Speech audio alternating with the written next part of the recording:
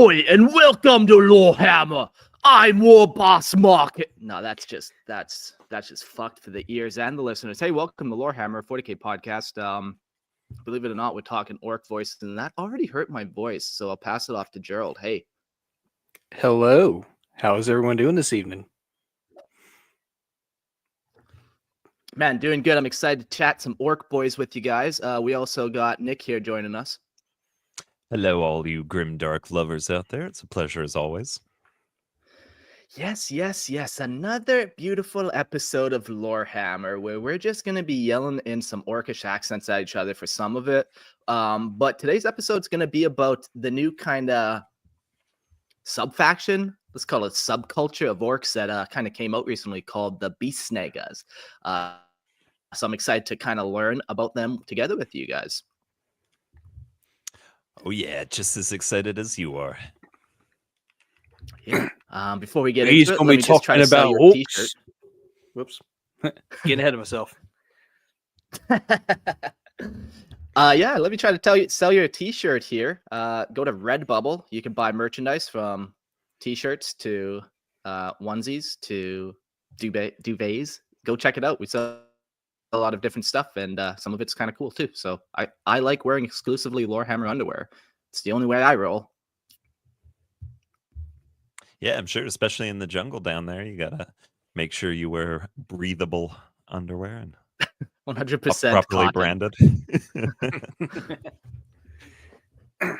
And I guess while you're supporting the show with your merch, you can also support us by joining Patreon. Who'da thunk? For ad-free versions of the show, you get it's just for $2.50, not even the price of a small McDonald's fry.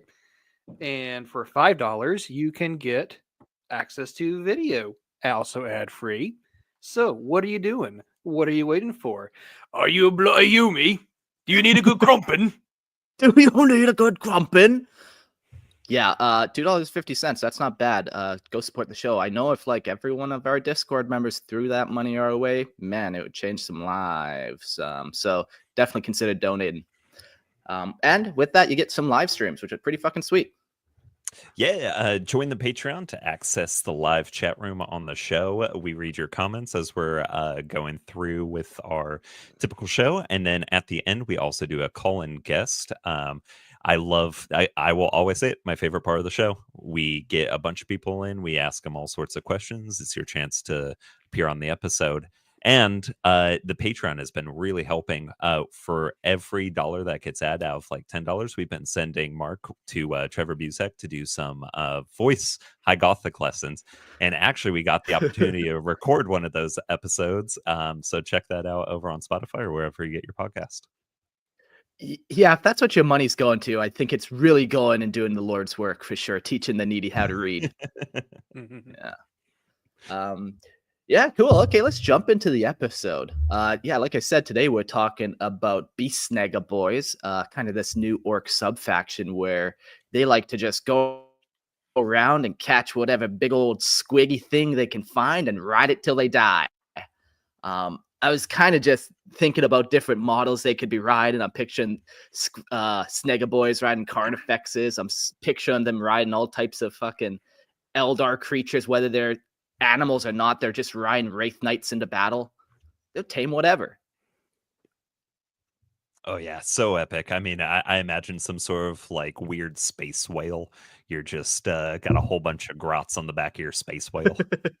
Yeah, exactly.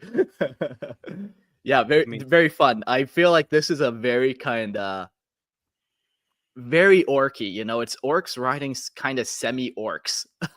You know how much I like Kroot and how all Kroot are technically Kroot. This is very much the same kind of vibe where orcs riding squigs, riding grots. Well, see, I gotta ask this question. Then. Why is it such a meme when the Space Wolves do it, but orcs riding, squigs riding, grots is okay, Kroot riding is okay, and what was the thing we talked about the other week? You know where I'm going at with this, though. Gang member riding gang member, but in a very different type of way. Whoa! Hold on. Well, I'll tell you why it's okay. Because it's a fucking good time. You know what I really want to see is I want to see a war boss riding a feral Trevor Buzak. Yeah. Yes. Shirtless, wielding his katana and spray painted green. I like it. Because green's Yeah. the best color. Yeah, so before we get into talking about them, I think we need to set up just a little context of orc culture. And there's kind of three pieces that are main pieces of orc culture. We got their society, that's kind of how it all kind of operates. We got the culture, that's how they relate with one another. And then they got the clans, that's how they kind of self-identify.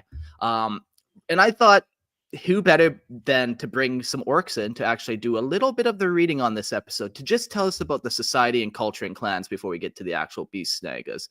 So, yeah, prepare your ears, say your prayers, and hopefully you don't get infested with spores through the internet speakers, and now you get infested with orcs. I hear that is a crop. I want to see in the live chat too, as we each do one of our orc voices. You guys vote. Let us know what you think of all the voices. Yeah. I think I will be last place, but also, you never know. I have a cheating audience, so I might be able to take it over. All right, so I'm gonna go up first, and well, not me. Sorry, my good dear friend War Boss Markimus is gonna read about some orc society and just tell you a little bit about who the orcs are. Orcs is big and green, brutal killing machines, made for a war and loving every bit of it. They don't need no learning. Man, that really messes up a boy's voice. They're born with the know what for crumpin', like mech boys who know what ought to fix up in the gubbins and make back up from scrap. They ain't got no order neither. Tribes and warbands smash together or tear apart under the biggest, meanest war boss. Always fighting, cause fighting is what they do best. The grots scurry underfoot doing the zogging grot work, while the boys stomp around, and even the tiniest snortlings get kicked about for days' length. Orcs don't need no fancy culture. Violence and chaos is what keeps him going, making him the deadliest greenskins in the galaxy. Wog! Whoa! Yeah. That's messed up, yo. So yeah, Orc Society is pretty nice. They really just like crumping and fighting. And beyond that, who cares who you're crumping? Who cares who you fighting? One day you might just crump or fight yourself a war boss, and you'll be the new war boss. But you're still gonna be crumping and fighting. And that's what it's all about, is what I gather. Mm-hmm. It's like we talked about before in a previous episode. If we're talking about win conditions for 40K, the Orcs have been winning since day one. All they do is love a good fight. Yeah, you can't really lose. Even when you lose, it's like you see all your best orc boys blow up. You're like, that was a good explosion. Like, still a good time. Oh, the big boom. Was it painted yellow? So let's get a little deeper into orc workings and the culture of them. Let's get a little more sophisticated. Time for War Boss Gracker to talk. Orc culture is all about crumping and smashing with every orc living for the next big scrap. They's happiest when there's a fight brewing, throwing themselves into the fray without even thinking twice. Even if it's just bashing whatever orcs, there's no one else to fight. The more they scrap, the bigger and meaner they get, growing into proper beasts like the legends. The beast were almost as big as an imperial knight. Machines and waiting round board the zog out of them. If there ain't action, they start scrap games and tear each other apart, just for kicks. They don't care about Umi's stuff like love or feelings. All they know is the good old crumping and the bliss of battle, where the only fighting that matters the carnage they leave behind. Wah! So not only do orcs like fighting and smashing things, they also like looting things, I've learned. Wow. Thank you, War Boss Graka. So informative. You're welcome, Umi. I thought I was having a stroke for a second when I was reading the chat and people are just yelling in orc speak in there. But no, it's all good. It's all good. Quick quote from Nemo here. If you think that's hard on the voice, let's get you some drill sergeant lessons. Yeah. Okay, so wow, we've really expanded upon how orcs operate. Some of these core ideologies that really make an orc tick. But I think we can go even deeper and learn a little bit more. A little more sophistication can be added to this onion of the orc. All right. Well, we got to talk about some clans, and not everyone can be a war boss. Some of us have to be the little clever gits. So orcs ain't just fighty. They made for crumping and smashing with everything in their zog and bones. They love a good scrap. They don't matter if it's humies, spiky boys, or even with each other. There's no one else. The bigger and meaner they get from fighting, the more boys look up to them. Today's bossing the mob or even running the whole war. Machines? Ugh. No crunch, no fun. Boredom's the enemy. If there's no fight, they make one or play brutal games like squig-eating or racing their scrap wagons. Orcs don't do love. All they care about is the joy of the crumping and the thrills of chaos. Whoa! Whoa! Yeah, very nice. So wow, what complexity. What do you think we learned this time about clans? If you were able to decipher anything that I was able to say. Yeah. Yeah, we're joking because it really isn't that complicated. They like to fight. Some of them like to fight in close combat, while other ones like to shoot big guns. Other ones like to destroy things. Other ones like to loot things and then destroy them. Some are cunning, some are brutal, some are brutally cunning. It's all the same though. At the end of the day, you give an orc a battle axe and I don't know, what do they call a blaster, and they're gonna be happy. Yeah. They also and a shooter. They also have like the perfect way to just self-identify themselves. They're like, yeah, I like looting, so I'm gonna go join the freebooters. Or I'm very lucky, so I think I'm probably a death skull. And they just kind of just go where they need to go. They self-sort pretty naturally. It's like those balls when you drop them down the peg hole and they all just land exactly where they need to. That's our culture. Works every time. Yeah, the amazing thing about orcs is the more they believe in something, the more it comes true. They've got this weird sort of connection to Gork Mork and the warp. So, like on my blaster, that's why I paint all my bullets red, because everyone knows that red bullets go faster. And then you can't dodge them. And that's why the death skulls is color, because blue's the luckiest color. Yeah. So we got now clans. We understand perfectly what clans are. So now we're going to talk about a very specific clan before we get into a subculture in that clan. There's many layers to this onion, as we've said. But specifically, we're going to talk about the snake bites. So here we go. I'll get my war boss friend back on, or maybe I'll get a Grot on here. I probably have one of those in the back room somewhere. The snake bites is the orcs would stick in the old ways, shunning flashy tech and shiny gubbins for the savage strength of tradition. They paint themselves with the jagged war marks of their own blood, or their foes clad in the crude armor that pride over practicality. They don't need no force fields and fancy shooters, just choppy cleavers and raw toughness. Riding snarling boars, they thunder into battle like a wild beast. Daces bashing skulls and reveling in the thrill of the fight. Don't they fight or loot or for glory? It's all about the hunt, the bloodshed, and the joy of chaos. Loyal till the feral ways, they refuse the comforts of progress, choosing to stay free and untamed. Every snakebite carries the mark or the venomous serpent, a symbol of survival and strength. Only the toughest who endure the serpent's deadly bite earn their place among the snakebites. The last true bastion, O savage or culture.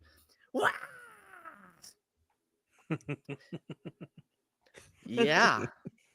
So snake bites are pretty cool. The one reason why we want to mention them specifically is, yeah, they like to hold true to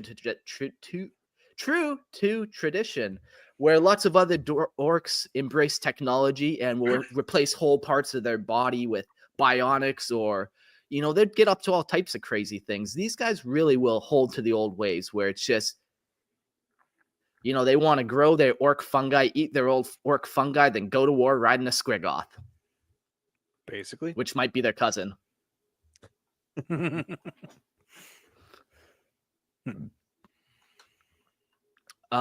Snake bites are pretty cool too.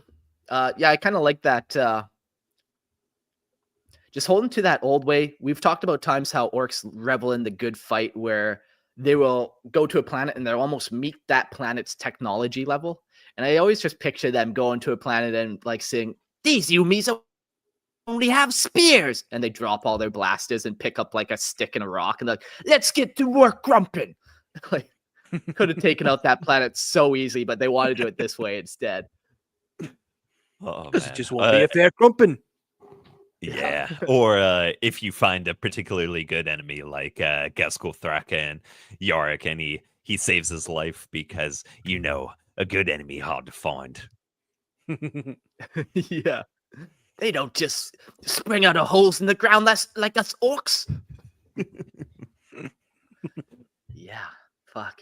Orc voices, man. Who did that? Who came up with this? That guy, I know it comes from like soccer hooliganisms, but like, yikes. Good times. Good times. All right. So I think now we can get to the actual Beast Snaggas of it all. Now that we really truly understand all the intricacies of orc culture. Yes. And I guess I'll don my my reading eyes here. The Beast Snaggas are a savage breed of orc, nomadic brutes who spit on the trappings of modern warfare, trading tanks and gunmetal for the raw, snarling power of the Squigs. They are hunters through and through, driven by an unrelenting lust to take down the biggest, meanest, most monstrous prey the galaxy can offer. Titans, tanks, bio-beasts, it doesn't matter. If it's massive and deadly, the Beast Snaggas are coming for it, roaring the challenge and itching for the kill. I do not know if I can keep this up the entire time, so... No, and nor would I recommend it, but... I'm actually impressed that you were good. able to get through that whole paragraph in that voice. Like, yeah. A round of yeah, applause. it's interesting how you took normal English and then orcified it.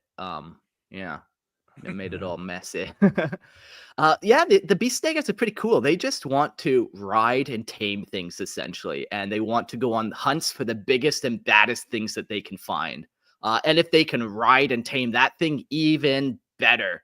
They mention fighting bio beasts and bio titans. I can just imagine them just looking at a hierophant, a Tyranid hierophant, and just being like, "Oh, that kid is mine." Yeah, I mean, exactly. The episode that you did on the Sovereign Dominant with the giant winged creatures, I could imagine just a whole bunch of orcs just climbing on the back of one of those things flying around. Yeah, those Drakons that are like had a 250-meter wingspan. Now those are made for crumping. You made me flash back to think like an orcified Steve Irwin. Hold on. These big creatures are the biggest, most dangerous, death-defying thing that ever lived. I'm gonna ride it. That makes me think of the South Park one where, Randy's always trying to stick his finger up somebody's ass and ride him or something. It's been a minute since I've seen that episode, so I forget exactly what happened. And I might be adding some of my own guilty pleasure to it, but yeah. Oh man. Okay, back to my normal voice for a hot minute. Most Beast Snaggas hail from the snakes. Most Beast Snaggas hail from the Snakebites clan. Those staunch traditionalists who cling to the old ways, like an iron grip on a Squig's leash. They scorn the so-called finer orc technologies, viewing them as soft and cowardly crutches. But the wild ways are aren't confined to snake bites alone. Beast Snaggas pop up across orc society. Their feral nature and addiction to the hunt making them at home wherever carnage reigns. For these orcs, the hunt isn't just a pastime, it's life. They're always moving, always seeking their next quarry, living for the moment when they can sink their blades and stickas into something bigger and badder than themselves. Their tribes are never still, thundering across the landscape and roaring, clattering caravans that churn the ground into chaos and fill the air with dust and noise.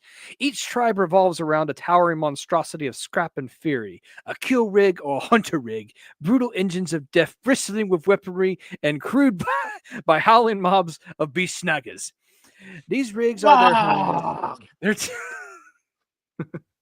Their temples and their tools of war, grinding through battlefields and alien jungles alike as they pursue their prey. The hunt itself is a cacophony of unsubtle destruction. These aren't silent stalkers creeping through the shadows. They're screaming lunatics crashing through anything in their path, tearing up the ground as they barrel towards their quarry. Whoa! Gotta put that This episode getting a lot of noise complaints. Their prey isn't chosen at random. Okay, I got the bosses and war boys decide who or what is worthy of the chase. Their twisted vision steering the tribe toward whatever monstrosity will bring the most glory, be it a tyrannid beast bristling with claws, a lumbering war engine, or a city-flattering titan. The Beast Snaggas charge headlong into the fray, harpoons ready, and Squigs snarling at their sides. Okay. What I'm liking about these guys already, they feel like, we're talking about the orcs being traditional orcs. These guys feel like just the most orky of all orcs. They just want to go yell at things.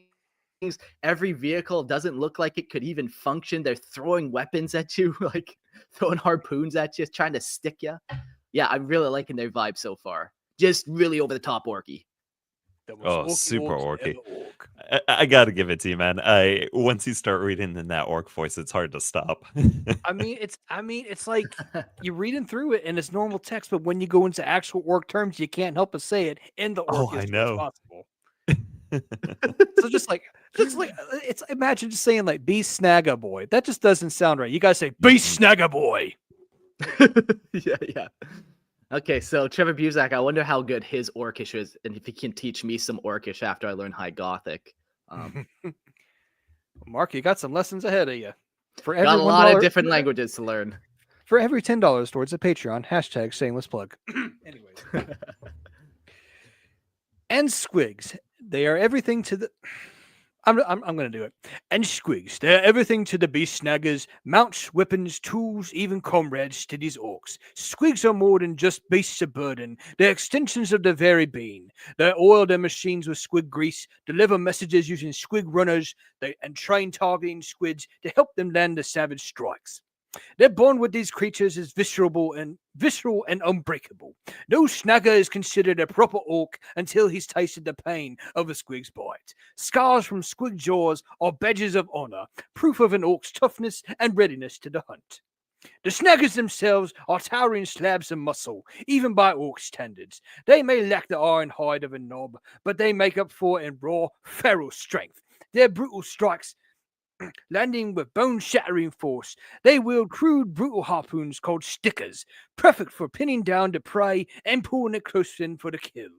When a Beast Snagga lands his shot, the fight is as good as over.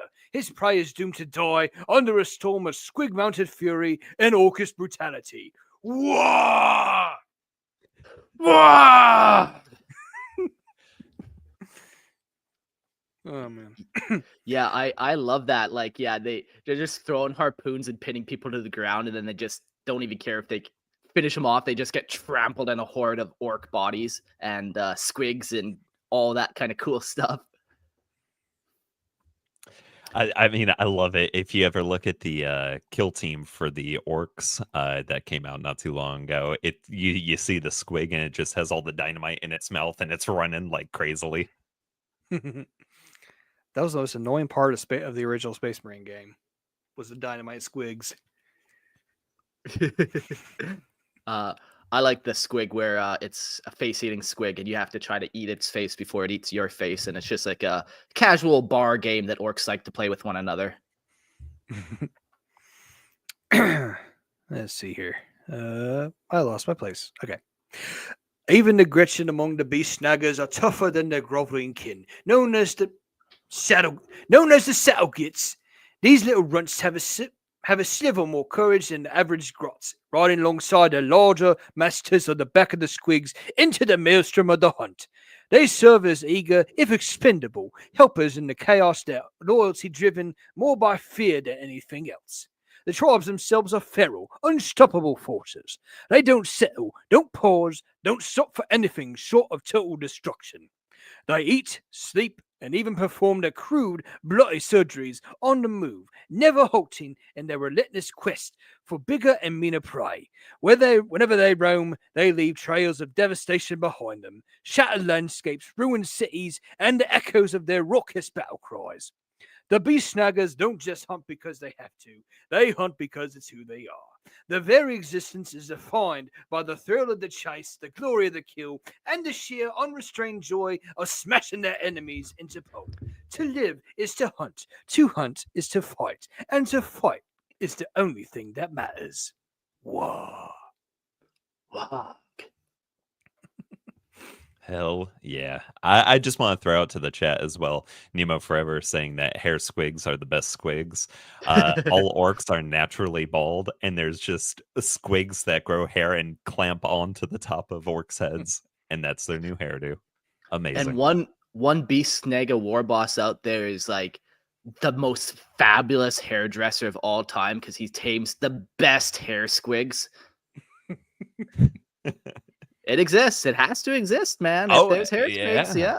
There has to be some war boss who's in charge of capturing the 15-foot long hair squig. And then, now this might hurt a little bit as it clamps it onto your head and starts sucking your brain. If I'm ever a war boss, I want you to find me a mullet squig. Okay. Are y'all familiar with the game Shoota's? Hold on, Shoota's Blood and Teeth. No, Yeah, actually. It is like it's like a short 2D platformer shooter, and you're basically an orc boy. The whole game starts because his war boss decided he wanted his hair squig. That's it. Oh, that's my hair squig. And then you're going on like this Forge world, and you're fighting freaking Imperial Knights because you just want your hair squig back. It's like the most orkiest orc thing. That's so funny. War boss hair squig. Yeah, I think this army you could just every army you can make so custom with orcs, but this one I just keep thinking of all the different listener lores that I've read. I'm picturing the Exodite one. I think Gerald, you probably remember that one where they had the flying squirrels on the tree, Yggdrasil, and I'm picturing the orcs now invading that. I'm picturing them taming my crotalids. You know, I'm picturing all these different types of things that they're riding into battle. Oh man, if you had an orc riding a crotalid, could it travel through the warp that way? I can only assume yes. Yeah. Oh, awesome. Absolutely. Yeah. Absolutely. I'm trying to think of other crazy sort of creatures out there. I mean, again, the universe is, or the Milky Way is so vast. The possibilities are infinite. Yeah. Look, orcs, we've tried riding the blueberries, but you can't do it. Talking about like Tau. They're too squishy. I thought you were talking about them riding some ultramarines. That's what I thought too. Yeah. All right. Maybe I said the fish boys, but same difference. They're all blue at the end of the day. They ain't green. No, green's the best. Let's talk about some Beast Snagga forces. Say you got the Beast Boss. The Beast Bosses are the apex predators of the orc world, brutal leaders who wear their dominance as a badge of honor. Draped in the trophies of their greatest kills, their armor is a patchwork of bone, metal, and flesh, each piece telling a story of destruction and conquest. From the skulls of enormous beasts to the shattered remains of the enemies, the spoils of war adorn them like a savage crown. They don't just sit in the back giving orders, they lead from the front, charging into battle with a bloodlust that inspires terror and awe in their followers. Their hands are massive clawed weapons, perfect for tearing through armor and flesh alike. To them, the thrill of the hunt is everything, and no kill is too big, too dangerous, or too monstrous to be considered. These hulking warriors are not built for subtlety. Ripping with muscles and scar tissue, their bodies are walking testaments to the carnage they've inflicted and survived. Every gash, burn, and wound tells a story of brutal combat, a reminder of their resilience and hatred for anything that dares stand in their way. With a foul temper to match their savage exterior, beast bosses are feared by their own Hey, he's orc followers. changing. Try not to, but He's getting it's possessed. difficult. Oh God! When they speak, it's not with hands, but with the roar of their rage and the clash of the claws, or whatever challenges them. They're no mere generals; they're the living storms of violence. They're driving their warriors forward with the promise of blood and carnage. In battle, the beast bosses are not content to sit back and command. They thrive in the chaos, charging headfirst into the fray, often atop their fearsome squigosaurs, massive snarling beasts that mirror their ferocity. The squigosaurs are more than just mounts. They are partners in destruction, feral creatures as wild and untamed as the beast bosses themselves. With their enormous jaws snapping and claws raking the earth, they serve as a living battering ram, smashing through enemy lines alongside their masters.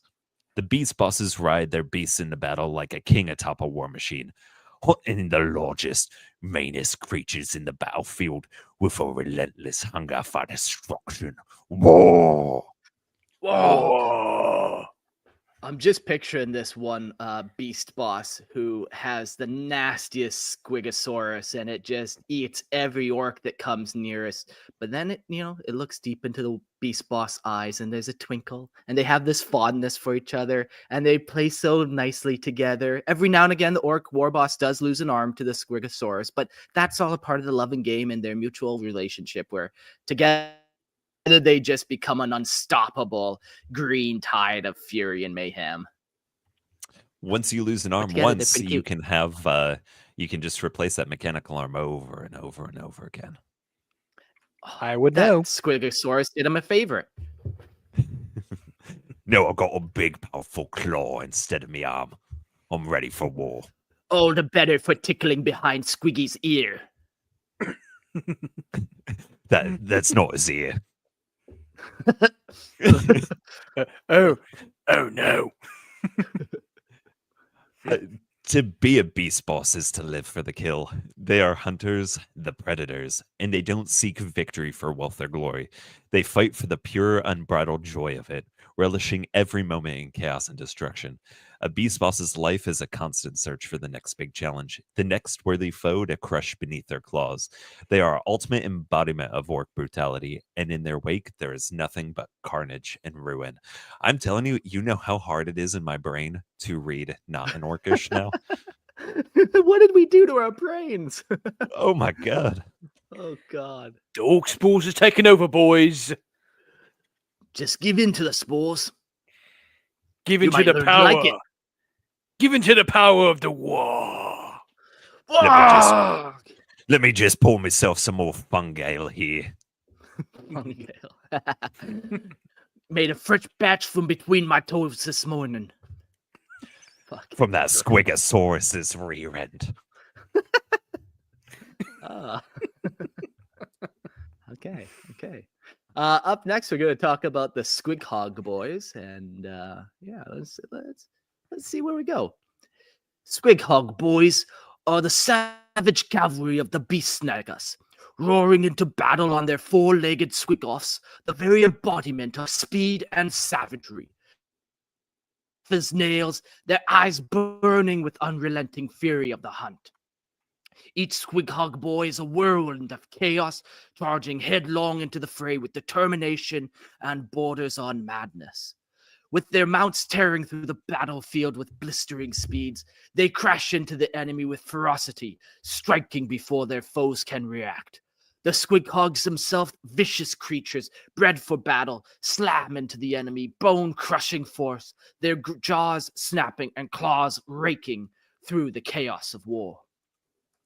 Armed to the teeth, Squig-off boys are no mere cavalry.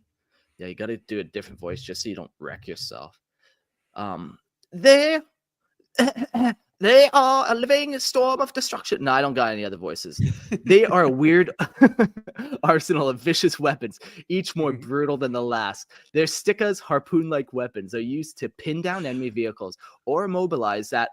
Pin down enemy vehicles, I just picture them seeing like a motorbike and throwing the stick through the sporks or whatever, flinging people over. Pulling an Indiana Jones on it. Oh, exactly. See, when I hear pin down a vehicle, I imagine it just sits on it so it can't move anymore. Another classic technique. Or immobilizing any foe unlucky enough to get too close. The boys are also known for releasing bomb squigs, explosive creatures that dart into enemy lines, causing chaos and devastation. But the true terror of the Squig-hog boys lies in their mounts. These savage beasts are not just vehicles, they are weapons in their own right, slamming into enemies and using their size and strength to scatter the foes in every direction. The Squig-hog boys are perfect hit-and-run tactics. Their speed and agility make them ideal for engaging enemy light vehicles or soft targets. They live for the rush of close combat, their weapons and mounts working in unison to shred anything in their path. But they are not just mindless savages. They're highly organized in their madness, with each boy expertly wielding their weapons alongside their grot side companions. These grot riders serve as the eyes and ears of the boys, coordinating their assault and helping guide their mounts into the heart of the enemy. In the chaos of battle, the Squig-hog boys are a blur of speed, fury, and bloodlust, leaving destruction in their wake. Yeah, we're going to talk a little bit more about the different mounts that they have as well, so you get a little better idea. But man, they're orcs, so they could just be whatever they want them to be. And since they're orcs, hey, maybe this mount replaced one of its arms with a Gatling cannon. Why not? One thing that I love that Games Workshop did is they came out with the Speed Freaks, where they're all driving in these souped up muscle cars, and then they went as far down the spectrum as you can go, and now they're riding on beasts. Yeah, perfect. Man, it's just so orky. It's just all they want to do is find the biggest, baddest target and take it down and ride it. I love it.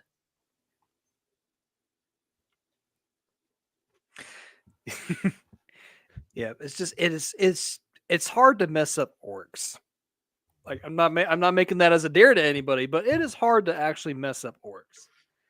I don't know. I think the more messed up an orc is, the better it is. Because it's just so it's just so orky to be messed up. So that's where the truly brilliant ideas come from. Just ask Gazkill. One bolt around to the brain and you too can be messed up. I want to pull up that quote, but I'm going to save it for the end of the episode. So if I still have a voice to even say that quote. But while I want to talk about orcs and squigbacks, let's talk about squigback riders. Squigback riders are a fearsome and highly mobile subsect of the Beast Snagga tribes, known for their relentless and unpredictable tactics. These orcs ride into battle atop squigback mounts, harnessing the brutal strength and speed for these vicious creatures to strike terror into their enemies. Unlike the standard Beast Snagga forces, the squigback riders specialize in swift, surgical strikes, often breaking off from the main warband to strike deep behind enemy lines. Their raids are chaotic and highly disruptive, as they target valuable and vulnerable enemy positions, sowing confusion and disorder wherever they go.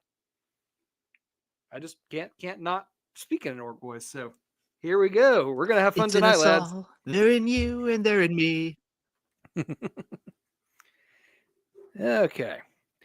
Equipped with a mix of airdrop commandos and death copters, the Squigback Riders operate as a deadly hit-and-run force. These orcs work in tandem with their aerial counterparts, coordinating swift strikes that leave little time for the enemy to react. They are not a traditional assault force, but rather a shadowy presence that moves through the battlefield like a storm, picking off weak targets and retreating before the foe can mount a proper defense. Their raids are calculated, exploiting any weaknesses in the enemy's rear echelons to further destabilize their ranks. Among the Beast Snaggas, Squigback Raiders are particularly favoured by the Blood Axe warbands, who appreciate the tactical nature of their raids. The Blood Axes, known for their cunning and use of unorky strategies, find the Raiders' ability to sow confusion and disrupt the enemy's rear lines to be invaluable. This partnership reflects in the Blood Axe's preference for subtlety and strategy, even within the brutal and primal world of the Beast Snaggas. For the Squigback Raiders, however, it's all about the hunt, leaving a trail of chaos in their wake and proving that no enemy, no matter how fortified, is safe from the fury of a Squigback charge. Yeah, cool. I like the flavor and the tactic that they get changes depending on the mount that they find. Like the hog is way more definitely like run straight at the target, impale him on your tusk. With this guy, you could put him on anything, maybe like a velociraptor orc that's like super sneaky and cunning and waiting for that perfect time to jump out and rend the back line. There has to be orc raptors. Oh, man, that would Absolutely. be awesome. I want them to be wearing the hat that the guy from Jurassic Park's wearing when he's clever girl. Love that. Love that meme. Clever girl. But yeah, you're not exactly gonna go doing hit and run charges on the back of a Squigosaurus. You're going right into the fray, hitting them Yeah. hard right in the middle. Yeah. The chat's saying a couple cool things. Purge says, an orc on a space whale, not wearing any pressured suits or helmets, thinking space is like riding a normal whale in the ocean while doing a drive-by on some Imperial ships. Yeah, fucking classic. Oh yeah, I mean, if you believe that you don't have to wear a helmet in space, you don't have to wear a helmet in space. Mhm. And He's who's just going to holding tell his them breath. otherwise? Did somebody feel the space whale would guess? Of course I feel it would guess. Why do you think it keeps on moving? Grimalda says, could you see them riding crotalids? That'd be awesome. Yeah, like I said, riding crotolid orcs would be slow most of the days. You're just kind of sitting in the swamp. But then all of a sudden you get flung into the warp and you're fighting chaos demons off. And that's just the appetizer, because eventually you arrive on the planet that is the actual target. And then you start fighting whatever's there. Yeah. Those are the perfect amazing. kind of backline assaulters. They're assaulting backlines you haven't even heard of yet. You know how the Titans have those warp missiles where they fire it and then the missile disappears and appears on the other side of the void shield. Instead, you just got crudlid orcs and they materialize on the other side of your void shields and start attacking your Titans, just biting into it by the hundreds. Oh no! That's a perfect tactic. You just see a Titan walking around. There's like 100 crotalids hanging off of its arms just by its teeth as the orcs are climbing off, mounting you. Love it.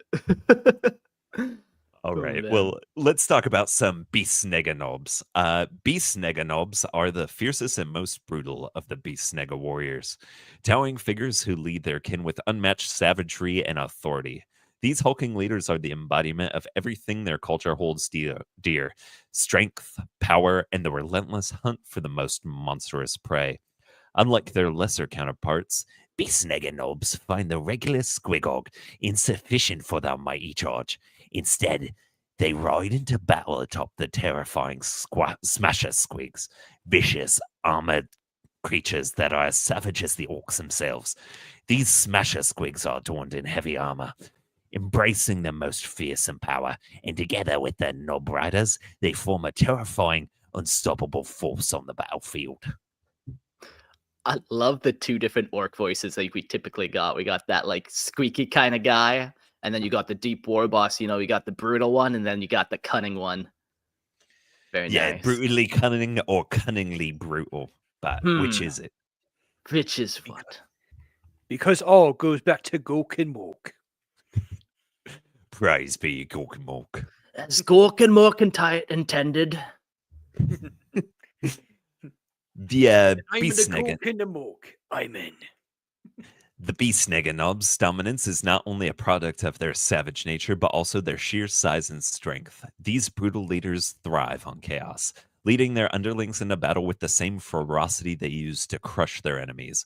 They are the top of the food chain among the Beast Snaggas, using their physical prowess and ruthless instincts to carve through enemy lines.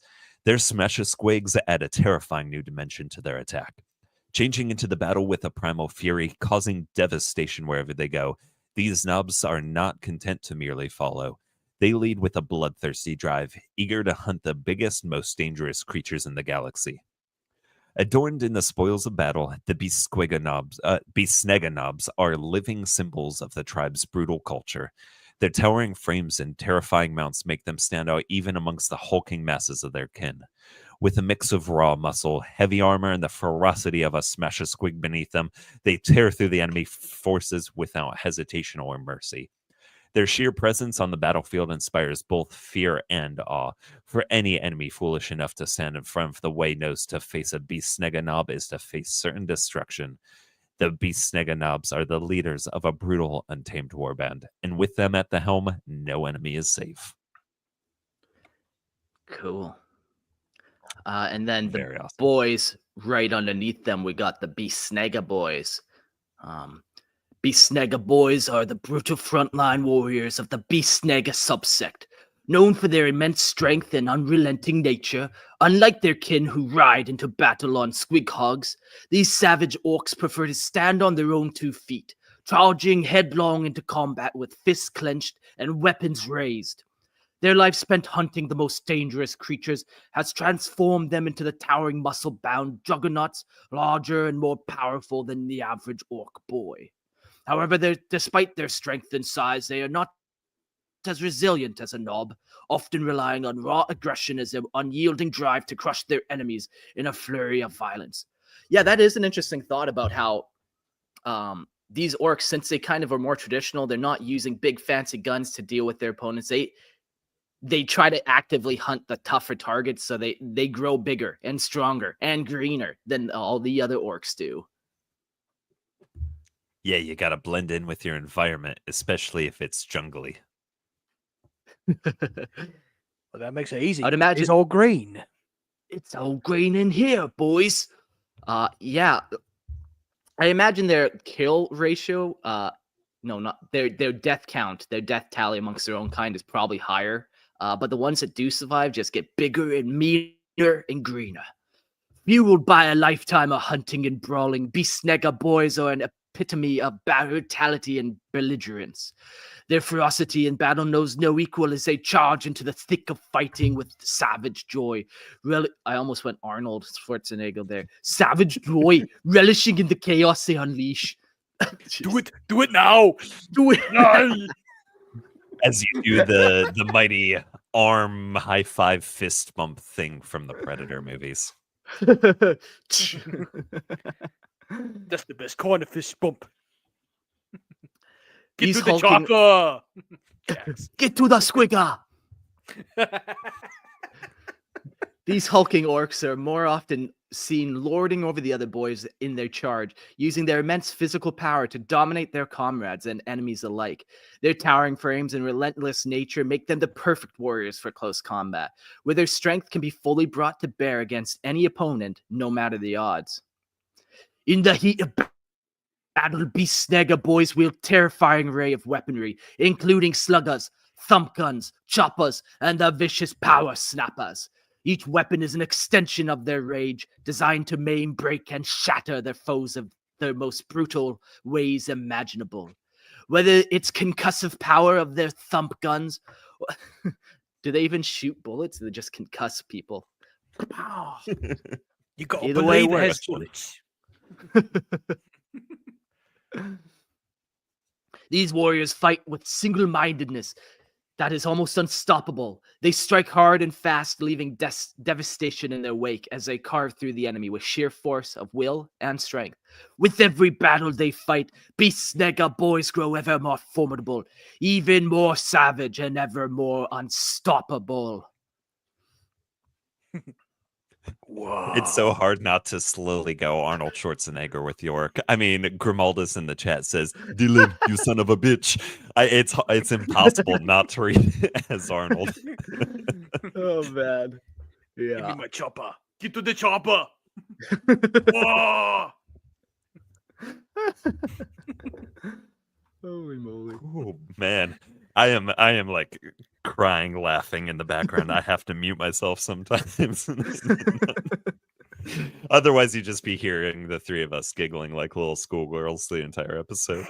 Yeah. Now that we're men. Wait, now that we're boys, we can see. We can have a raucous good time, just us boys. Just enjoying each other's strength. Gonna commit to the crumpin' and the war and the war boys. And now for something completely different. We're talking about war boys.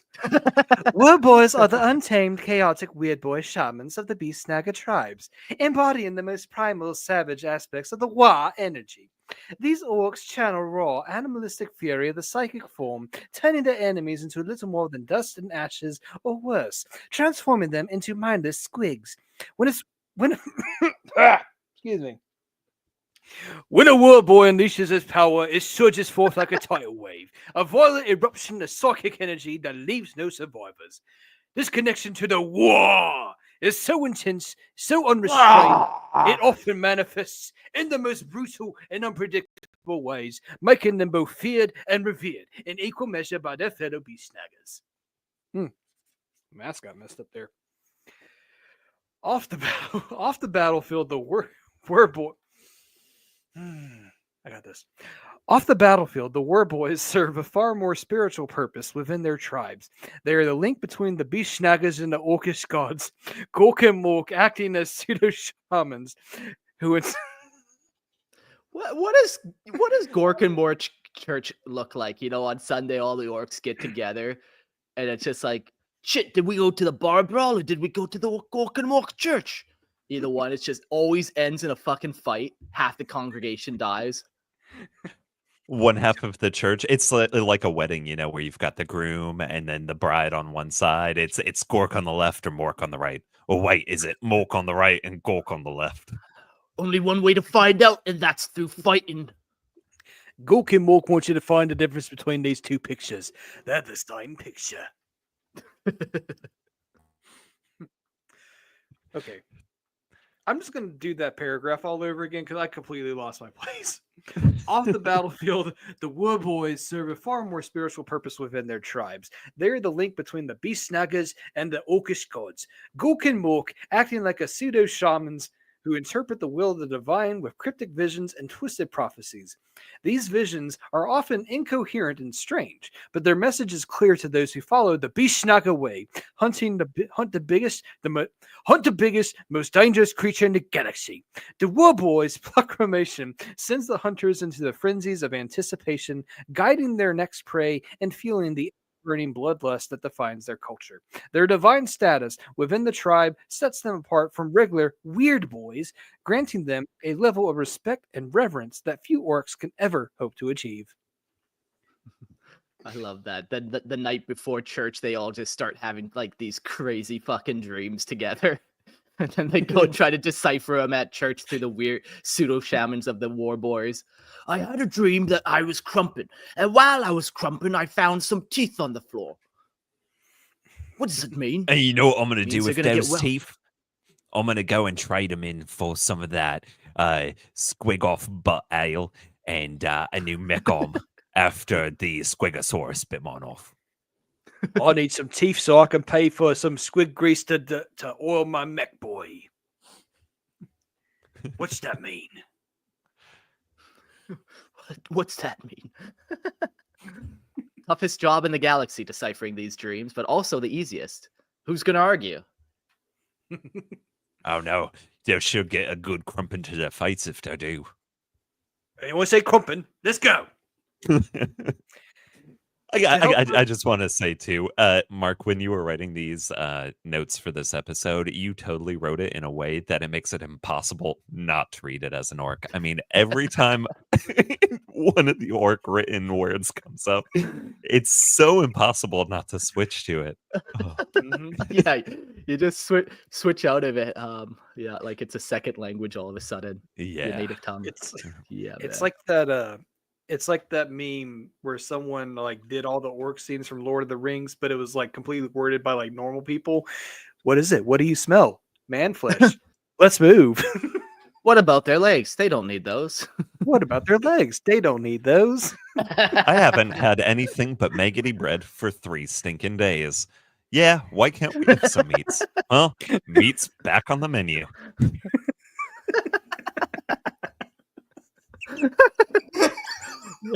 Yeah, I don't just love 40K. I might like Lord of the Rings too a little bit. And no, I mean, yeah, maybe I can do that entire scene off the top of my head, but we're not going to go into that. My favorite orc is the middle management orc that Sauron has. It's like, where are you going to get an army that big? Like, walking down, judging all Sauron's plans, like Sauron's plans. Oh, I love it. Yeah, that assistant manager position. Assistant to the regional manager, mind you. Who do you serve? Sauron. Saruman. I don't know. Which is which? They're the same picture. Oh, man. To help focus their otherwise uncontrollable psychic powers, would make use of the eyes of Mork, mystical devices that I'm just gonna do mystical devices that allow them to tap into the divine energy of Gork and Mork with greater precision. These strange, often crude instruments to help the war boys to harness their violent gifts and use them with some semblance of control. Despite the chaos that surrounds their every action, these devices grant them a measure of clarity, allowing them to focus their rage and psychic potential into something that can lead the tribes to victory. However, this control is fleeting, as the primal nature of the warboy, its powers is always just beneath the surface, ready to explode at any moment. In the end, the warboys are not just warriors; they are living embodiment of the Beast Snagga way, untamed and wild, guarded by visions of the gods themselves. Yeah. I love their war gear, how oftentimes to ground themselves, they actually like take a piece of copper wire, wrap it around their staff, and then have it so when they're walking, they're actually grounding all their psychic energies into the ground. Otherwise, it's a good chance to just explode if too many orcs get too rowdy around them. Oh, yeah, their heads will pop. Yeah. Bam. Just another day in Sunday school. See, I want to know how much of this is actual visions or how much of this is just bad alcohol. ¿Por qué no los dos? Well, some of the other monstrosities are their kill rigs. Let me get into it. Kill rigs are a monstrous creation that embodies the savage but might and raw power of the Beast Snagga tribes. These colossal war machines are pulled into battle by the massive trampler Squigs, towering beasts whose strength allows the kill rigs to crush anything in their path. Whether it's a line of infantry or the heavily armored vehicle, nothing stands in the way of the kill rig as it plows forward in unrelenting fury. The sight of these terrifying behemoths charging into battle is enough to send even the bravest enemy fleeing in fear.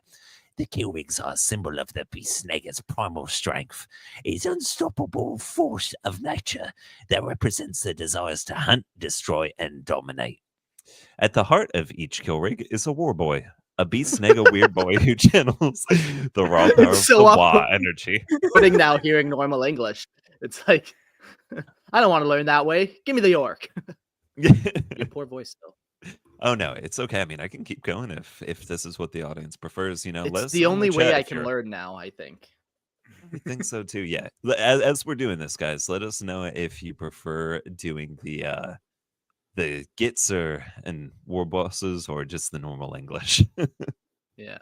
Jack says Nick is a gloom sprite gick with that accent. Yeah, very cunning. Yeah. Very cunning. Yeah, cunningly brutal. This makes me flash back to one of the listener lores of the, I think it was the one of the orc ones, and it was actually like the grot that was like on his shoulder that was just whispering to him and in control of everything. Nick's grot sounds like that kind of Nick's grot sounds like that grot to me. Oh yeah. Yeah. I recall that one. That was a great story. Yeah, Nick Grut is just a small little like he's got like the littlest squig that he rides on. Like he's only like maybe a tall. Yeah. Oh right.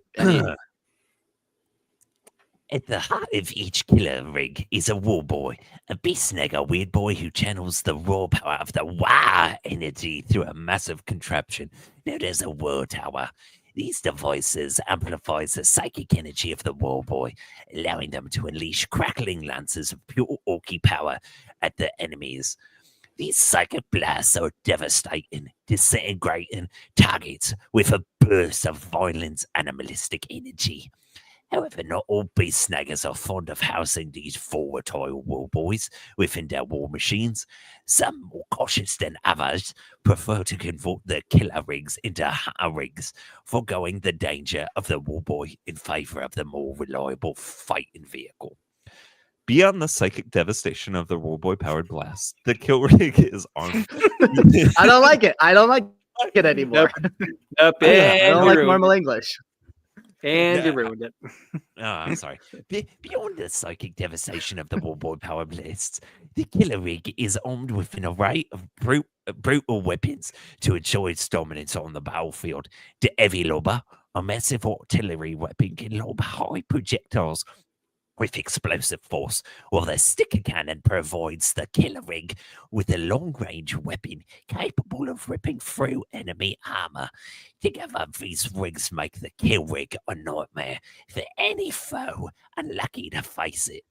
In the hands of a beast snagga, the kill rig becomes more than just a vehicle. It's a harbinger of destruction, a moving fortress that brings the full fury of the Wah to bear any who stand in its way. Wow. Yeah, you kind of sound like I did when I was going through puberty with that voice. So that's why it's so relatable, and that's why I can learn so well when reading it. Oh, yeah, awesome. Okay, so I make sure I keep doing the gratitude. Okay. Yeah. The kill rig is cool. Basically, it's like a chariot essentially strapped to a bunch of beasts and then mounted up with boys. Pretty straightforward, really. It's a great tactic. If it's good enough for the Romans and the Egyptians, it's good enough for the Orks. Exactly. We have the hunter rig next, which is very similar but a little different. We'll get to it. Hunter rigs are formidable war machines built for the Beast Snagga tribes that reject the chaos of volatile war boys, opting instead for a more straightforward approach to battle. These massive vehicles are drawn into war by immense trample squigs, whose strength allows the rigs to plow through enemy lines with frightening speed. Unlike the kill rigs, which house unstable war boys, the hunter rigs are designed to carry the fury of the Beast Snagga mobs themselves. With extra decks and grab handles, the war machines are perfect for transporting the beastly orcs into the thick of the fight and letting them leap into the battle with the wild howls and rage and anticipation. I mixed those two up a little bit, but yeah. So these guys are more of they get pulled by the actual beast, where the first one is they get pulled through by the war boys. Yeah. Hunter rigs is a blend of brute strength and brutal firepower, armed with the heavy lobber and the sticker cannon to lay waste to enemy ranks before the orcs even reach them. These weapons allow the rigs to clear a path through the opposing forces, blasting every obstacle away in the wake of with deadly precision. But it's not just firepower that makes the hunter rig such a terrifying force on the battlefield. Even the squig-powered mounts add an extra layer of chaos and destruction. The trample squigs alongside orcs themselves lend a ferocious energy to the hunter rigs, allowing Beast Snaggas to charge into battle with a wild abandon, unstoppable in their pursuit of the hunt. Despite their ferocity and heavy weaponry, hunter rigs embody the true spirit of Beast Snaggas, a relentless drive for battle without the need for violent psychic energies of the war boys. Instead, they rely on the raw strength of their orc warriors and their monstrous squig mounts to overpower any enemy that dare stand in their way. The hunter rigs are more than just war machines of war. They are symbols of the Beast Snagga's devotion to the hunt, an unrelenting force of nature that drives them to chase down their prey and crush it and emerge victorious. Whether charging into battle with a deafening roar or unleashing devastating firepower, the hunter rigs are a terrifying force that can scatter even the most well-prepared enemies with ease. Cool. Yeah, we need more firepower. Get down! More firepower. Get down. Get into chopper. Yeah. So these guys all got cool models recently. And I was looking at them, and yeah, they're very cool, man. From them just wearing like leather or hide or even scale sometimes. Definitely, they're mounting weird skulls on their armor. I kind of just picturing even taking Orks from AOS and turning them into a type of fucking Snagga boy. You read my mind. Oh, I was yep. just about to say that. Like, you could easily. We all share one mind of Gork and Mork here, boys. We're all sharing the same vision. But yeah, a very Age of Sigmar, even fantasy side of it. These guys are super fitting. Exactly. The three of us all share one brain cell, and none of us have it. We all shared the same fungus pod as we were pupating. Yeah. And That's now we get to talk about the Squigs. Squigs, the brutal and ferocious squiggly beasts, are the simplest form of orcoid life, a constant presence in the savage tribes of the greenskins. Lacking intelligence but overflowing with untamed rage, these creatures live to devour, tear, and destroy. Squigs come in many forms, each with its own violent role in the orc ecosystem. Some are bred for their meat, others kept as vicious pets, and the largest of them are mounted and ridden into battle, wreaking havoc on everything in their path.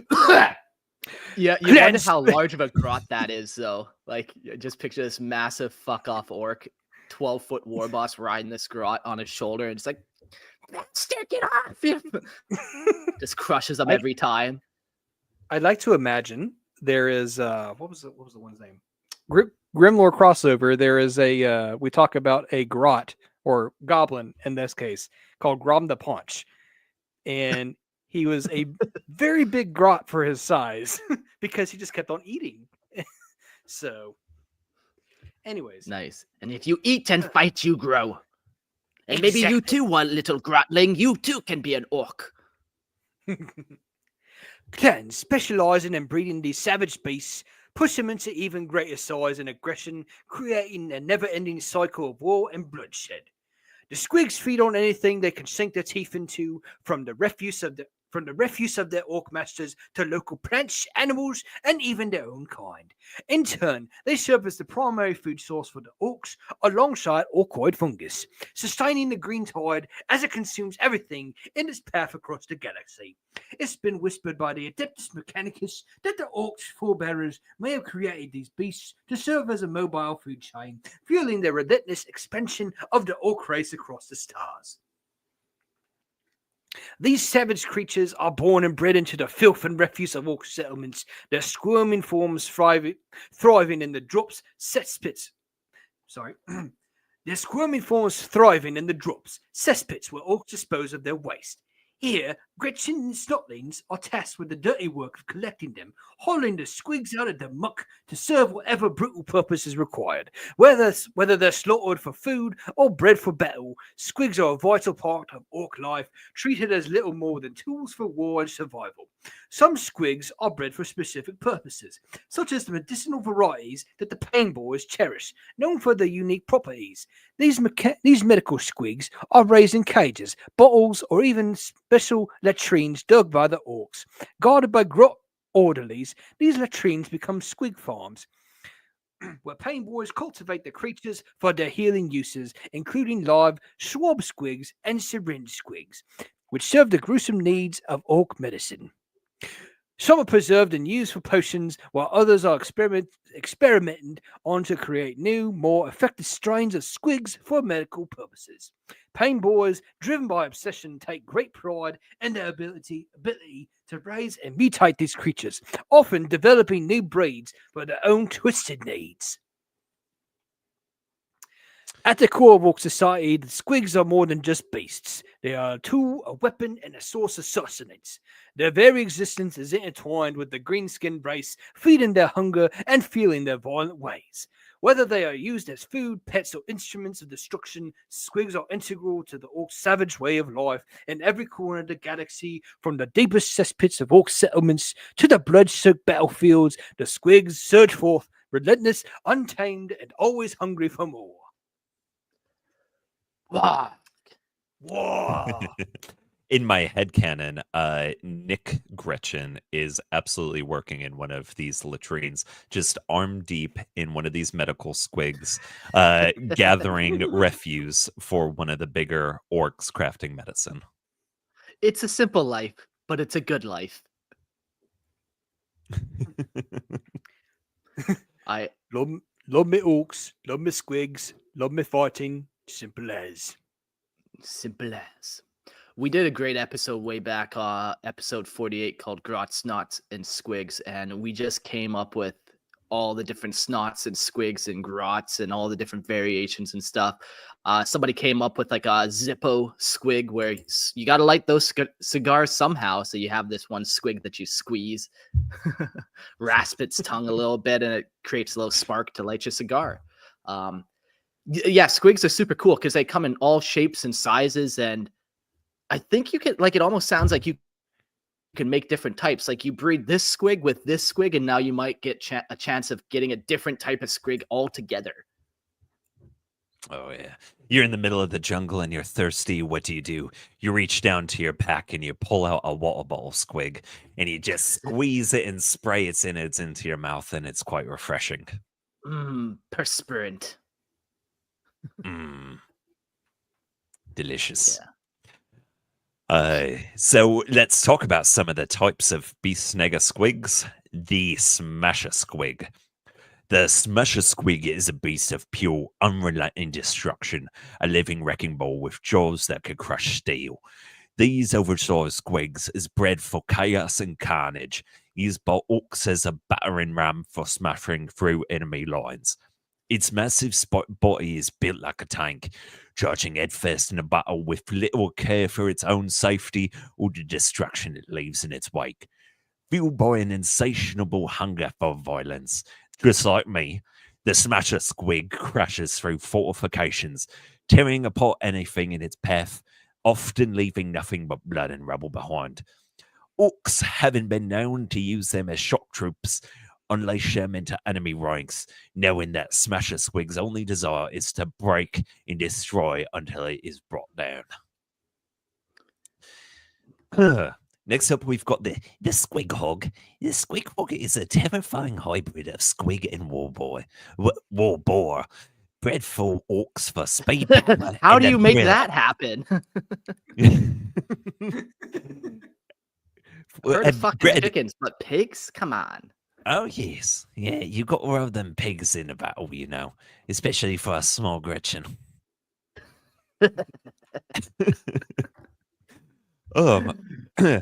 The Squig Hog is a terrifying hybrid of Squig and Warboar, bred by orcs for speed, power, and the thrill of the hunt. Smaller than a Squig-off, but still formidable, the Squig Hog charges across the battlefield with unbridled ferocity, its tusks and claws tearing through anything unfortunate enough to stand in its way. Orc riders mount these beasts with abandon, charging into battle with reckless abandon as the Squig Hog rips into enemy formations. Its relentless energy and unpredictable nature makes it a terror on the front lines, able to weave through obstacles and tear through infantry with ease. A Squig Hog is a living missile, and when it locks onto a target, there's no stopping it. And I've got to say, As I'm reading this, you put some pretty big words in there that I don't fully understand. So forgive me if I'm just reading it pro The bono. bigger the word, the better to bludgeon your enemy with. Gork and Mork demand big words. Don't mean I have to know exactly what I mean. Mhm. Leave that to the war boys. Them big thinkers. So you also have the Squigosaur. A true terror of the battlefield, the Squigosaur is a towering monstrosity, a grotesque fashion of squig and dinosaur that wreaks havoc with sheer physical might. Its massive, scaly body is equipped with long, snapping jaws and a tail capable of sweeping away entire squads in a single strike. The Squigosaur is a living juggernaut, unrelenting and destructive, charging into enemy ranks with and leaving devastation in its wake. Bred for both battle and dominance, it is a beast that thrives on pure violence, using its size and strength to crush anything in its path. Orc tribes have been known to revere them as living gods of destruction, letting these beasts loose to trample over their enemies with little mercy or restraint. So yeah, if you want to show your dominance and pound down your fellow orcs, get yourself a Squigosaur. Get yourself 2 Squigosaurs if you're a mighty war boss. We are having a offer today. Buy 1 Squigosaur, get the second one free or half off. Buy within the next 24 hours and we'll throw in a grot. Gamaldus says, I can't see the pen being mightier than the choppa in orc culture. Well, like I said, depends on how big that word is that you make. You can make a pretty big word that you can bludgeon your opponents with. It's like that telephone book thing, except hopefully you do leave some bruises. The next squiggly beast that we're going to talk about is the trample squig. The trample squig is vicious, stomping creature that embodies the orc love for chaos and destruction. Built like a massive squig with thick armored hide and massive feet, the trample... I just picture like such disproportioned feet for this thing, like just massive hoof things. The trample squig is used to crush enemies underfoot. Yeah, you with dogs, you like breed them for like tail size or something. It's all just bred for hoof size. Its body is a living wrecking machine capable of trampling whole squads into the dirt with ease. Yet the trample squig's behavior is simple yet brutal. It charges at anything that moves, trampling them beneath its weight and leaving nothing but devastation in its wake. Orc warbands use these beasts as mobile siege weapons, allowing them to flatten anything in their path, from the enemy infantry to sturdy fortifications, with little concern for what lies ahead. The trample squig is an orc equivalent of the rolling apocalypse, and unstoppable once set loose. I just want to say, Mark, if we ever do a drunk hammer in the future, it has to be an orc episode. Or a Space Wolf episode.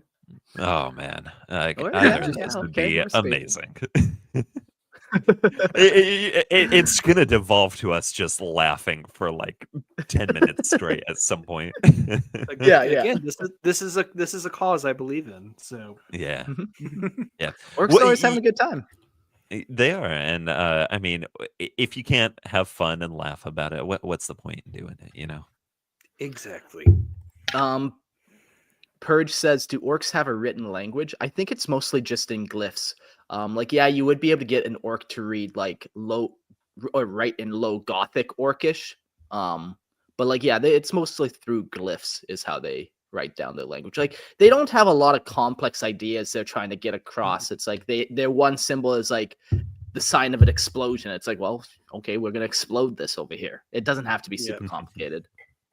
In the Warhammer Plus cartoon episode dedicated to the orcs, Gaskell and whatnot, like you do see a little bit of orc script. It basically just looks like graffiti, like emojis and graffiti is what it looks like. Emojis and graffiti. I was listening to a really good audio drama the other day, and it was a freeboot orc writing along. Uh-oh. Die Gokimo technique. Gorkendork took him. Sorry. Oh, he's- Yeah, I was listening to an amazing audio drama, and it was a freeboot at Ork with a rogue trader, and they were visiting a local Hive City governor who was a this woman. They were trying to set up a trade deal with it, and she was amazed that it knew Low Gothic. And she asked the rogue trader, she was like, "Did you teach him Low Gothic yourself?" And the Ork goes, "No, I think I always knew it. Just one day I got hit in the head, and I woke up and I could speak it." I wish that worked for me in Spanish, man. And fuck. Have you been hit in the head recently? No, I've been avoiding that, but maybe I'll give that a whirl. I was always told Yeah. not to, but clearly I'm doing it wrong. Cool. Let me get on a plane. I'll bring a baseball bat with me, and we'll just keep hitting you until Spanish comes out. There we go. Buenos dias. I don't want to derail us because I know we go on some crazy tangents. There, you should check it up, and anyone in the audience. Sometimes there's a story about a guy that had taken Mandarin when he was younger, went into a coma, and when he woke up, all he could speak was Mandarin. He had completely forgotten English because his brain just had so much damage to it. That's crazy. Yeah. Okay, I'm asking. So we all speak English here, but speaking like Spanish, I wonder what like Orc Spanish sounds like, or German Spanish. German Orcish, I mean. So I went to Chatbot real quick and I said, "Can you mix that with German and Orc?" Das snake spikes. Yeah, these. Nah, it doesn't quite do it justice. I don't think it. Maybe there's some words. Die Scheibenprogges in der Head in uns live frame. Send that text to me. Send that text to me. Okay, See if I okay. can read it. I'll just. Yeah, let's see if somebody can read this a little bit better than I can. Because that's the funny thing with stuff like German. You can make it sound really intelligent, or you can make it sound evil as fuck. I just put it in our comment section there. And I love that it crossed German, but spelled some of it Orcish. Yeah. Loyal to the fair ways, they schreiben progress in the head und live in play und untamed. Yeah. In for the fear alone, keine Loot, keine Glory, just blood, violence on the Jagd. Loyal to the fair ways, they schießen progress on the head und live frei und untamed. Ja! Loyal to their fever ways, they scheißen progress in the head und leben frei der untamed. Ein Zeichen o survival und stark.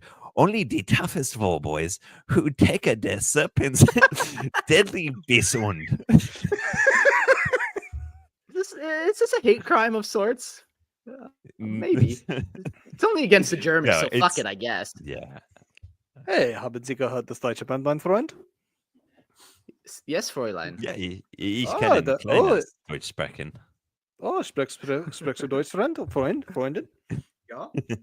As someone who has lived in Germany for some of their formative years, it's an amazing place. Definitely, I anyone thought you should were go in. and visit. I thought you were in London or something like that. I am a man of world travel. World travel. Fair enough. Fair enough. Did you pick up the languages when you moved to other spots, or like? So, when I lived in Germany, I knew some German enough, kind of conversationally, and to be able to understand it. But it's been 16 years, so Yeah. you use it, you lose it. Unfortunately, I lost Yeah. most of it. Well, the one good thing about Orcs is WOG is the same in every language. Whoa! Yeah. See, I did mine in Spanish. Gerald did his in English, and Nick did his in German. So it's the same in every language. It's It was actually beautiful. Russian. It- And so, Ah. Oh man. All right. Well, let's carry on to the next beast, the Squig-wranglers. The Squig-wranglers is a massive, lumbering behemoth of a creature, combining the chaotic nature of the Squigs and the raw power of an ancient war beast. With its enormous size, thick hide and gaping maw. The Squiggoth is an unstoppable force of nature, capable of laying waste to it. Now my mind is just broken from reading German, Orkish, English. Listen, this is like a dinosaur elephant squig, okay? They ride it, they can hold a whole bunch. They're equivalent to titans, man. They're fucking cool. They have a Forge World model for this where, I've always wanted to see somebody take like a Lord of the Rings Mummicule and convert it into one of these. That is the Slap on most them. amazing thing about Orks is you can take models from anywhere and kit bash them till your heart's content and it be something 40k. Grimaldus in the chat says, yeah, it's like the Mummicule. Jack says her Jaeger from the Bellacore episode would be pleased. So very nice, very nice. The comments are pretty funny. Look, Mr. Frodo, it's a Squiggoth. me old gaffer told me about them. Oh my god. Oh man. And the last squiggly beast we're going to talk about that the Beast Snaggas really enjoy is the Orchiosaurus. The Orchiosaurus is a beast of colossal proportions, a terrifying hybrid of orc ingenuity and prehistoric ferocity, bred for absolute destruction. With its towering muscle-bound frame, this monstrous creature lumbers across the battlefield like an unstoppable juggernaut, its jagged teeth and massive claws capable of tearing through even the toughest of armor. The Orchiosaurus is a true weapon of war, used by the orcs as both a terror and symbol of raw power. Its thunderous roar echoes through the ranks, sending shivers down the spines of its enemies who are about to be crushed underfoot. Fearless in battle, the Orchosaurus charges headlong into the fray, trampling everything under its path. The orc riders clinging to its back, eager to wreak havoc and destruction. Nothing stands in the way for long as the Orchiosaurus blazes a bloody trail of devastation, leaving only chaos and ruin in its wake. Yes. Oh wait, wrong episode. Yes. So at the beginning of some movies and stuff like that, it'll throw up like a warning, like please be advised if you're going to listen to this. There might be some extreme violence, stuff like that. We're going to have to go back into the beginning of the episode and throw up some sort of warning that if you want to hear three guys do their best orc impressions and laugh hysterically, this is the episode for you. Yeah, This episode has been rated S for sheer stupidity. Yeah. When Space Marine turns on, it gives you that seizure warning. I think the same thing could happen. So we'll put a couple warnings down. Yeah, this is a stupid warning, the seizure warning. Just be careful. Awesome. Jax asked real quick, does anyone play Freeblade, the 40k Night mobile game? Yeah, I played that when it first came out. I loved it. It was a lot of fun. What it was for like just a free app. Mm-hmm. Yeah. It killed my phone Yeah, and battery so bad though. Yeah. The Squiggoths are in that, and it's fun watching knights and Squiggoths fight each other. So many orc trucks. So many trucks. But now we get to talk about the Grots. Gretchen, also known as Grots or Brunts, are the lowly expendable slaves of the orc race, relegated to the menial tasks as the orcs consider beneath them. These pitiful creatures, smaller and weaker than their brutish masters, have a body built for survival through cunning rather than strength. With short, stubby legs and sharp fangs to navigate the savage world of orc society. Their large, bulbous heads are topped with ragged ears that flatten when fear takes hold, and their sharp jaws are as a primary weapon in a world where only the strongest survive. With excellent senses of smell, hearing, and sight, especially in the dark, Gretchen are adept at avoiding the violent wrath of the orc overlords. Some even possess strength, a strange, uncanny luck, often surviving situations that would spare certain death for others, a twisted form of fortune in a world that values only strength and brutality. Well, isn't that quite something? I don't know why. I guess my Grotzer speak with a German accent, so here we go. In Orc society, It reminds me of the orc rebellions, they have some sweet minis where it's like Grots rebelling, and they're usually based off like Soviet Russia. They have some sweet minis. I don't know if you've ever seen them on Cromlech before. Oh yeah, the red gobble. Yeah, for sure, Yeah, man. what I imagine too is for some reason inquisitors and commissars always have like some sort of Dutch German accent. Like if you ever watch videos of York talking, he always talks in like a German accent. It's just you're there dictating to a menial as they're writing down notes. In the Votan book, the High Calls Oath that I'm going through listening, like the only Imperials that you actually meet are like a Navy captain and his lieutenant. They all speak in like the most ridiculous German accents too. Yes, the Schlupenschleifen. Uten Gleben, Glaubten, Globen. In Orc society, Gretchen serves the masters with little complaint. For them, it is just the way things are. They know their place in the food chain and rarely challenge it. While most Gretchen are slaves to orcs, there are those who carve out their own life in niches in the chaotic orc world. Some gather into tribes, forming loose collectives that may even possess their own weapons and equipment, though they're always under the shadow of the orc. Name. I'm getting my accents mixed up here. A strange entrepreneurial spirit thrives among them, with many Gretchen running black market businesses, trading fungus beer, roasting squigs, or betting in fights. These pitiful creatures have even been known to loot corpses, collecting scraps of the violent world they live in, and turn it into a cruel form of profit. Rebel Grots, a faction of disillusioned slaves, has even dared to rise against the masters, using the surprising organizational skills to build and maintain war machines and artillery, for the rebellions often short-lived. Despite their reputations cowardly, weak, and unorky, Gretchen can survive on their own if pushed to it. Some have even managed to carve out their own empires on distant planets, mimicking the warlord culture of the orc oppressors. Yet no matter where they go or how they manage to organize, the term grot means it remains a slur among orcs, a reminder of their status as lesser beings. Orcs scorn them, seeing them as little more than tools for their use, not fit to fight beside true warriors. And yet, despite the scorn, the Gretchen endure, surviving through the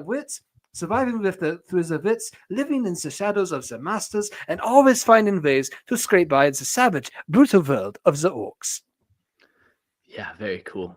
I love the little, like, whenever they just mimic the bigger orcs. So they have their own little empire. They have their own little war bosses coming and running around doing things. But then as soon as the orcs get anywhere near them, they all just like cower and get eaten. But until then, they're just like these happy little guys doing their thing, trying to mimic the big boys. They're like this annoying little brother you might have. And we lost Nick, didn't we? Yeah, that's fine. Sad day. He'll be back, I'm sure. The orcs took him. So we're going to talk about now. We're really building out this episode with Squiggas and Grots, and now we're going to talk about the most famous two Beast Snagga Boyz, and the first is Mozrog Squig-bad, and Mozrog Squig-bad, a snakebite Beast Snagga beast boss.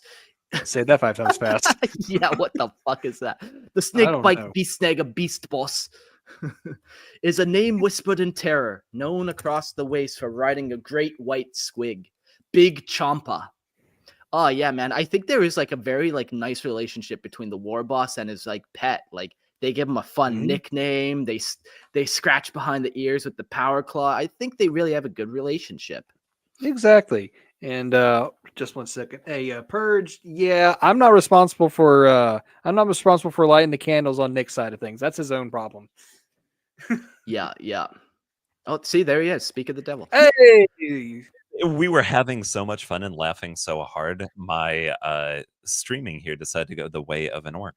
Just brain dead. It banged itself, did it? Your Wi-Fi it banged. It doesn't help that it's storming like crazy outside too. So Oof. Send me the name of the tech priest in charge of lighting your candles. I need to give him a stern talking to.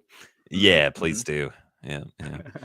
I do want to say, hopping back in here, I absolutely love the chat. Have I gone the way of Eric? I don't know. Maybe I'm in Mark's basement right now, slowly being eaten. One bite at a time. He's being sent to the latrines to get some medical squigs. All right, we'll carry on with Mosaic Snegbrad, the snakebite Beast Snagga Beast Boss, and his legendary squig, the Big Tromper. This legendary of brutality is no mere orc. He lived for the hunt and for blood and the carnage of the beast world. His tribe always knew him as one who preferred the company of squigs over orcs, roaming alone like a crazy cat orc man. Just likes his squigs. The squigs get me. Roaming alone in his self is the crazy squig orc. Yeah, exactly. Roaming alone in self-imposed exile, hunting one massive monster after another, his tribe mates may mutter that the isolation twisted his mind, but not even they dare challenge his bloody tally of kills.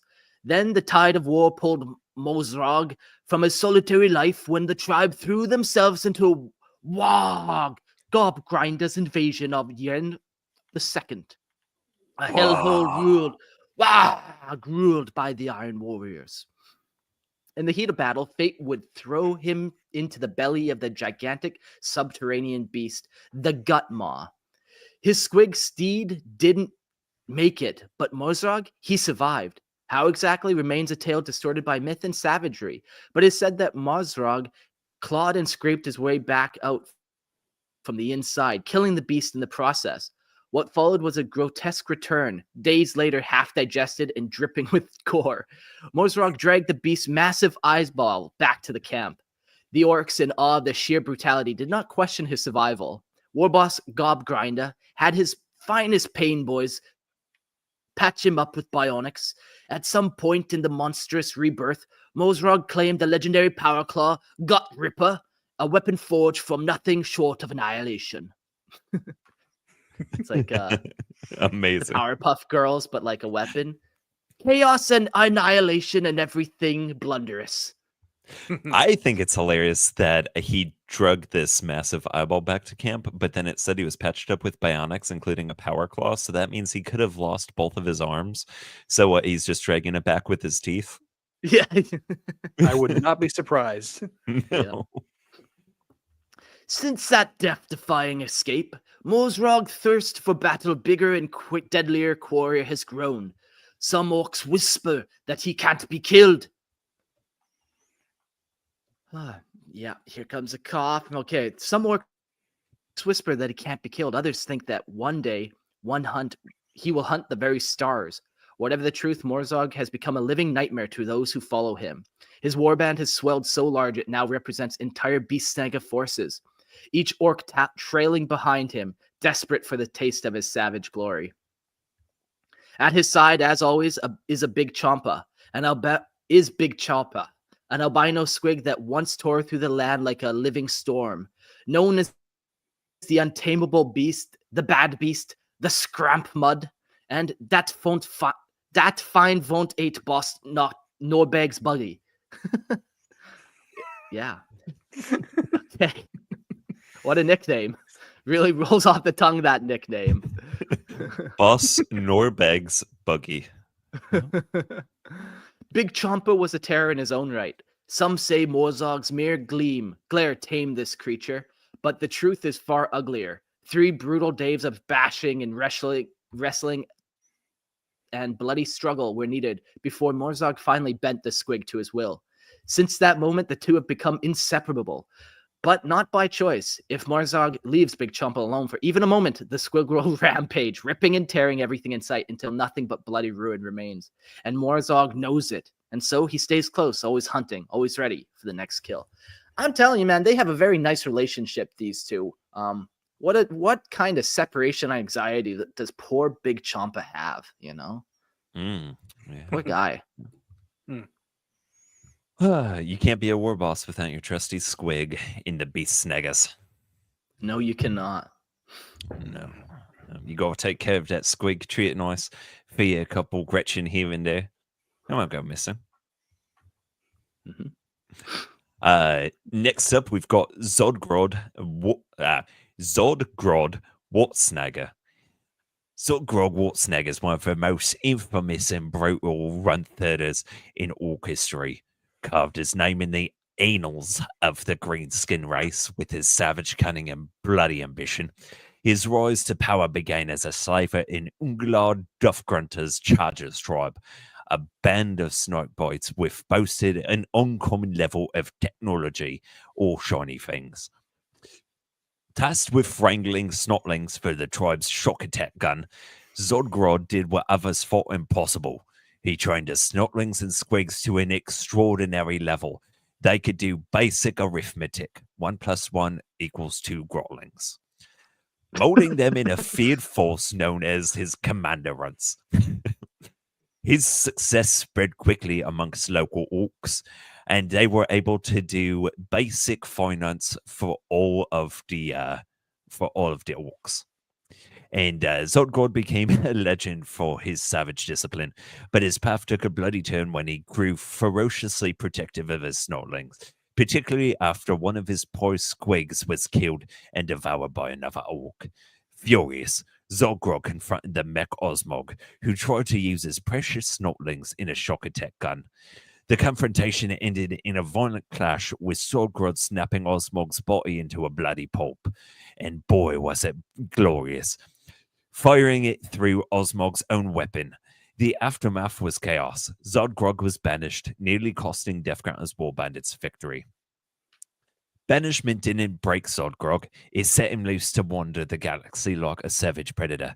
Armed with deadly grabber stick, the grabber zapper, Zodgrod roamed the fringes of Orc society, offering his expertise in wrangling and growth serums to desperate Orcs in exchange for power and wealth. During his travels, he uncovered the secret philosophies of Narflung, a mysterious rat who had experimented with Gretchen, turning them into super runts. Zodgrod, ever the inventor, took these methods and twisted them into his own brand of madness.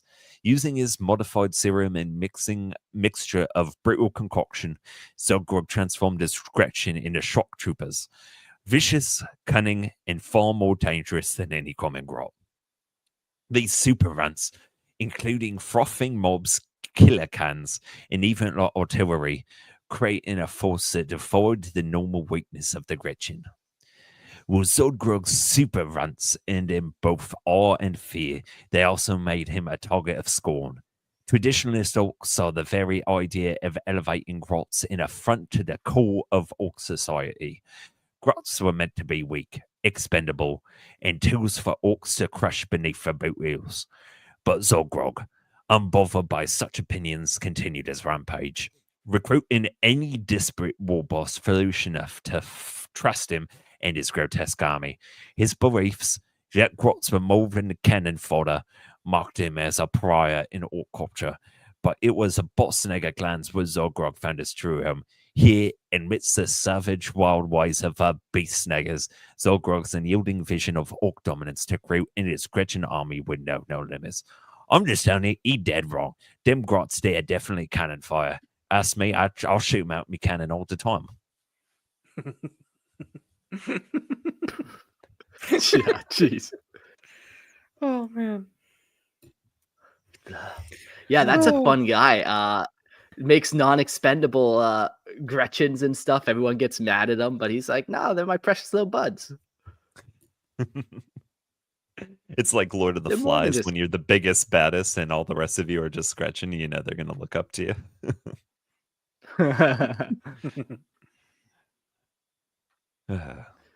Yeah. Cool. Yeah, so that kind of is his little deal. I kind of picture his army too. It's kind of cool how he teaches them a couple things. He teaches them math as well. It's funny that they can't do math. They need to be taught 1 + 1. Like they can't even do math on their hands correctly until that. Well, some Don't of them forget- have 3 fingers, some of them have 4, you know. Mm-hmm. And don't forget the number that comes after 2. It's second plus 1. Oh, man. That's nice. That's real nice. Uh, All right. Well, that's our notes. We're gonna go to the call-in portion of this show. Get some more boys in the chat. See what kind of opinions are worth having and worth hearing. The first boy up is actually War Boss Grimaldus.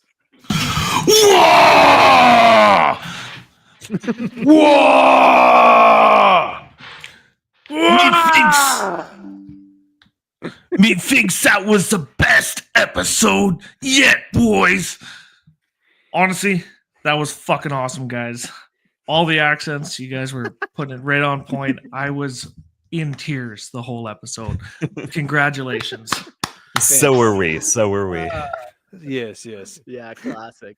It's so nice. Like, this is exactly what the Orks were designed to do from the beginning, is take you out of the grim dark for a hot minute and just provide us a nice little laugh together before we get thrown back in. Yeah, exactly. So I actually just recently picked up the 10th edition Orc Codex. I was looking at some of the newer models that I've just never seen before. And I was looking at the big chop of Squig, and I was like, man, do I need to get it? And now you guys just sold me on it. So I'm going to have to get a whole bunch of Beast Snagga Boyz and just mop them up now. When you go to Games Workshop and Yeah. you're looking at that wall of beautiful orcs and you're thinking to yourself, do I need to buy it? The answer is always yes. Always. That's why I try and avoid the stores, man. I spend too much money there. But I mean, the wall of plastic, it looks so good. Yeah, and if you don't buy it, somebody else will, and then you miss out. And you don't want to miss out, do you? Yeah, I don't want to pay scalper fees for that. Fuck that. And Exactly. you don't want to wait a month for it to come back in stock. I mean, who has that kind of time? Not me. Awful. Yeah. Well, I got a question for you, but I think it self-answers, but maybe you tell me why. Was the Beast Snaggas a fun addition to the Orks? Do we like it? Personally, I do. It was a really nice transition. Kind of gives the blood snakes something more to That have. snake bites to you. Oh, yeah, snake bites. Sorry. We be a golf in this house. So, with that in mind, though, it's a great little set to throw in. You know, I did run a shit ton of Speed Freak, like biker boys, biker knobs. So it's like the same thing, just with less DACA and more choppa. Yeah. Yeah, I love it. Like, sometimes Orks just get possessed by an idea, whether it's they just want to go fast. And yeah, a war is part of that, but really they just want to go fast. And these guys, they just want to tame beasts and kill the biggest thing they can find. Well, they's the best. That's why. I get possessed every time I go into a hobby shop that sells 40K, you know? I'm possessed to buy it. It's like when Can't you're walk fucking out. driving and you get to work and you're like, how the fuck did I get? I don't remember that drive. You're always walking to GW and walking out with all these boxes. Like, oh, fuck, not again. Asshole the size of a trash can lid. Just like, holy shit, how did I just spend that much money? Fuck. Must have been that Slaneshi demon that I talked to last night. Must Gosh. if you could ride one creature of anything in 40K, maybe, you know, you're a Grox rider, what do you think you would want to ride? 100%. I said in the chat earlier, the Crotolid.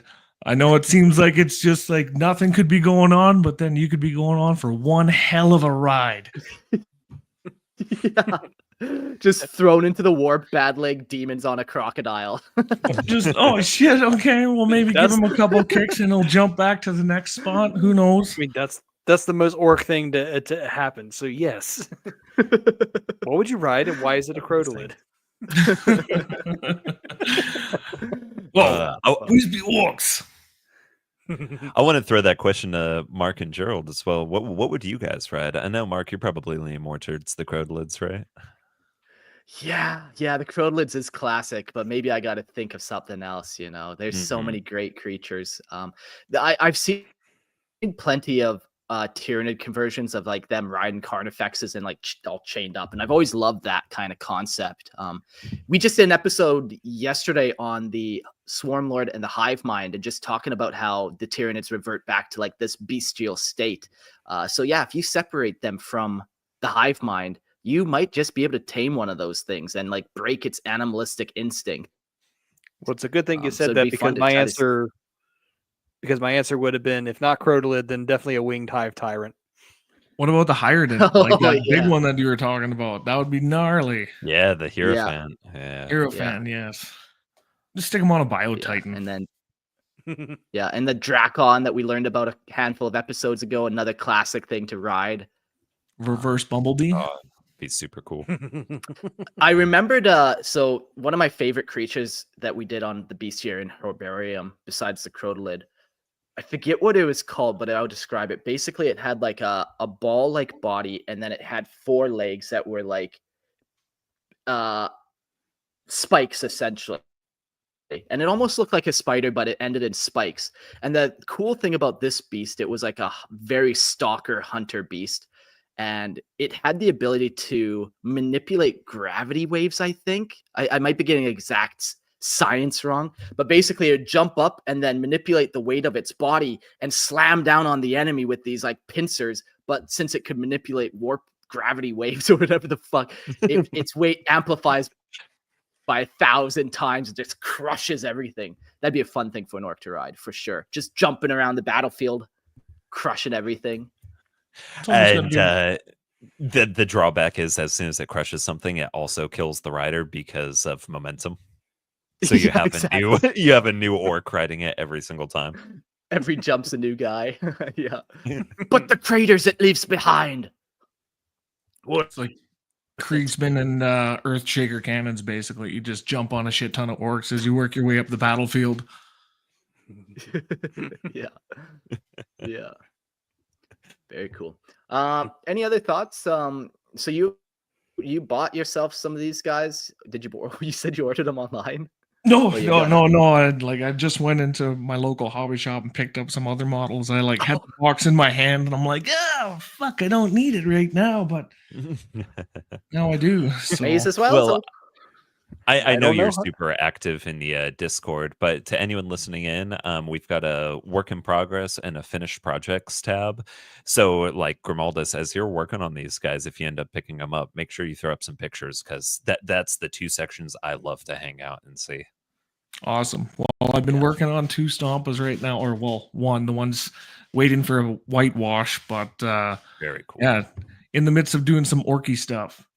Yeah, make sure Nice. you throw those up. Okay. Yeah. Yeah, cool. Awesome. Well, closing thoughts there, War Boss Grimaldus? Keep it up, man. If you guys do another orc episode, I think accents is a must. And you were all a little bit curious as to like first, second, third. Honestly, you guys passed that finish line at the same time. I was fucking floored by it. You guys nailed it.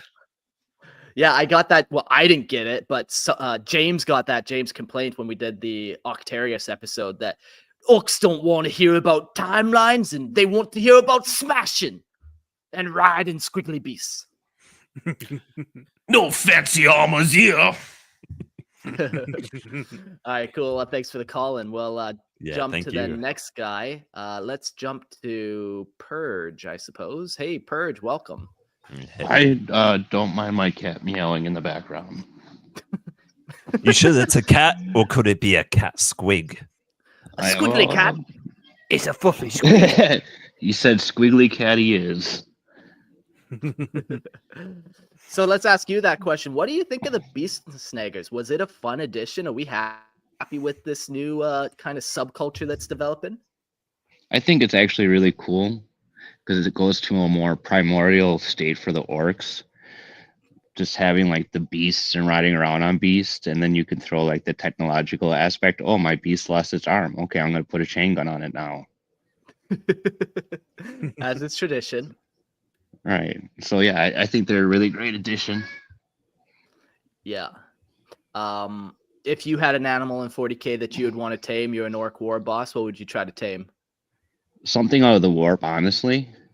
As hard as it would be. Ooh. Riding around on some warp creature, just like The doubling down on Jagadesh? just doubling down on chaos. Like, not only are you just a chaos or chaotic creature by nature, now you're riding on this chaos beast on top of it. Yeah. And it's like spitting fire out and like, yeah. It'd be fun. Even when the battle's over, there's a potential that more demons are just going to flow in and create battle. Second battle? What about second battle? We haven't And even had first battle yet. And like a space leviathan, like instead of a space hulk, I could just see like a whole orc colony just riding on this giant space creature, like houses built on the back of it. Like I said, no pressure suits, no helmets. Like they're like, oh yeah, the warp, it's just like any other planet that we're on. So they're just sitting there hanging out, using their like psychic powers to build bonfires and stuff, even though it shouldn't even work in space. You just see this giant space leviathan with this like orc city and like campfires lit up and all this stuff. We Orks are real good at holding our breath, like, and they're all just walking around holding their breath. Yeah. I'm too big and too mean to all believe in oxygen. Yeah, pretty much. Of course, there's oxygen in space. But man, Oh, what a man. setting. That would be super cool. Just this giant creature in space, and you got a whole colony of orcs just living on it. Very cool. Yeah, it and like seems so wholesome. they jump off it just to land on a planet. Like it's their version of like orbital drop troops, but instead it's just orcs jumping off this leviathan creature. Splatting because lots of them don't have any way to stop their fall, so they just fucking like pepper the planet with orc bodies. I'm gonna take Or squids. They just throw a bunch of squids underneath them. Like, here we go. This is meant to, save our impact. And you just see all these squids like blowing up on the ground as these orcs are dropping in. Awesome. I'm gonna take that riding the Carnifex one step further, and they're gonna be riding one of the giant Tyranid bioforms that travel through space. And when the umbilical drops down, it just spews out orcs out of its umbilical. Yeah, there you go. Or the orcs ride down that umbilical cord like a bunch of commando units. Oh yeah. All dressed in purple, so that way they're sneaky when they get planet side. Hey, where's your squad mate? I don't know. I can't see him. Where'd they go? There's no orcs. Oh man. Yeah, good stuff. Any other thoughts there, Purge, or Everyone should check out the listener lore, because then you can hear about Marcus's Primaris chapter. yeah, all about the crowdlets, the Astrocrota. I have some in the studio now. Safe from all my cats jumping on them, which is good. So But yeah, that would be my final thought. Yep. Have a good night, boys. Go check out. Alrighty. We got probably time for one more. Let's do this one. Hey, Nemo Forever, welcome back. Welcome. I just plugged the sucker in, so let's do a night. Damn it. Mic check. Yep, we can hear you just fine. I'm sorry for your loss. You can hear me. Yep. I was curious if you were going to come in your typical talking fashion that kind of lulls me into a false sense of security, or if you would jump in with some orc speak. What do you got for me? I gotta say, hats off to you gentlemen. You started the damn podcast with the fantastic orc voices. Those are that's a braver mind than mine. I would never start a podcast because those accents are genuinely hard. They're not easy. Hard in the voice. Give us a couple Patreon bucks for that effort, because I can tell all of us are raspy now. Oh hell, you already got mine. And to be honest, being raspy makes you guys sound better. You want to buy some death sticks? Yeah. No, okay. Makes me sound You don't want to buy me death sticks. You want to go home and rethink your lives. You'd rather go home and rethink your life. You want to go home and rethink the Mechanicus. You don't want to sell me death sticks. You'd rather go home and praise the Omnissiah. So, what's your thoughts, Nemo Forever? Do you like the Beast Snaggas being an addition to the orcs? I got a conspiracy theory on the orcs. I think that orcs are closer to raw humanity than the space furries. Go on. So, when you go and you have the idea of just a bunch of guys jumping out of their longships, having the best time of their lives butchering people, a lot of people don't realize those people are high on magic mushrooms. And what are orcs but giant mushrooms? Whereas space wolves are closer to the anal retentive nature of robot girly man than the actual ancient Norse shrooms, boys. Yeah, okay. Shrooms all the way down. That's only how you could come up with such awesome names and creations that the mech boys do, is being high on mushrooms. Any Well, other time- it's not because they're high on mushrooms. They are the mushrooms. Yes, of course. Well, any other time, I'd prefer a rather academic approach to the lore, but it's a Orks episode, so that means that if you have logic, it goes out the window with the horse you rode in on. Yeah. Right. Yeah, no, I it's cool. Like, I've been very happy with some of the stuff that GW has kind of come out with it, and there's other things that have not been so good, but this has definitely fallen into the good category. I really hope that they come up with more orc subcultures like the speed freaks or the Beast Snaggas, and maybe I'll just scroll up through my notes. There's a part that we didn't get around to reading. Some of my notes I wrote out in like our normal format, and I'm like, fuck that, let's summarize it in Orcish. But I'm just gonna jump back up to some other types of like subcults that exist. Freebooters, spacefaring pirates made up of outcasts and renegades, the cult of speed, maniacs addicted to speed and mayhem, feral orcs, savage primitives cut off from orc society, Beast Snaggas, we know about them, sneaky gits, masters of stealth and backstabbing. No one's ever seen one of them before, though. Boom boys, mad bombers obsessed with blowing things up. Pyromaniacs, that's a classic one. Pyromaniacs, man, who doesn't like starting fires and then worshiping the fire as well? That's a key part of being a pyromaniac, both burning down your house and then worshiping the ashes. A bunch of orcs walking around with a giant magnifying lens, and they're trying to focus the beam to start a fire. A bunch of orcs looking at the magnifying glass, trying to figure out what came first, not the chicken or the egg, but the gork or mork aspect of the magnifying glass. The violent intent to pick the damn thing up, and then the cunning intent to know how to point it. Dude, takes 2 brains to figure that one out. We also got big crumpas, close combat fiends armed with deadly melee weapons, and truck boys who just are obsessed with their fucking trucks, and they're like adding all the stickers and chrome rims and all that kind of good stuff. Because reds go fastest. Yeah. I think I would love to see more subcultures like this. There has to be some that are just obsessed with flying or swimming. We've talked about like underwater warfare and stuff. And there has to be some orcs that just like getting wet. Splish splash, now we're taking a bath. Rub-a-dub-dub, 3 orcs in a tub. And then the 3 orcs become a gargant, and then you got a problem. Oh man, classic. Final question for you, Nemo. What would you want to ride if you're an orc in the 40k universe? Damn. If you know your RPG references, you might appreciate this one. How many orcs can you fit in a trench coat? I want to ride that. You want to ride another orc, but only if that orc is wearing a coat. I don't want to ride one orc in a coat. I want to ride all the orcs in a coat, because then you can take the orcs out of the coat and you can use the orcs themselves as a projectile weapon, which in my opinion is the highest form of the modern Merv. I mean, if you throw a bomb, it only detonates once, but if you throw an orc, well, you have a chaotic form of logic without ever touching the warp upon impact. And who knows how many orcs are under that coat? I gotta say, it's gotta be at least. No, I already said gargant.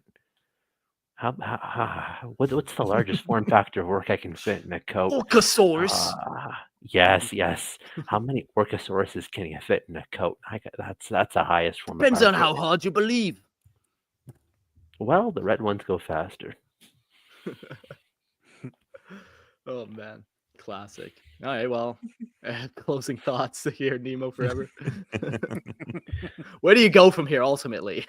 Well, I guess you could fit an extra set of orcs in your coat if at least one of the orcs actually turns out to be an orc rock. Yes. Oh man, that's all I got. Cool. Well, thanks for calling in. Always fantastic evening. So I want to leave you guys with this mental image, all right? This is a pleasure for you guys.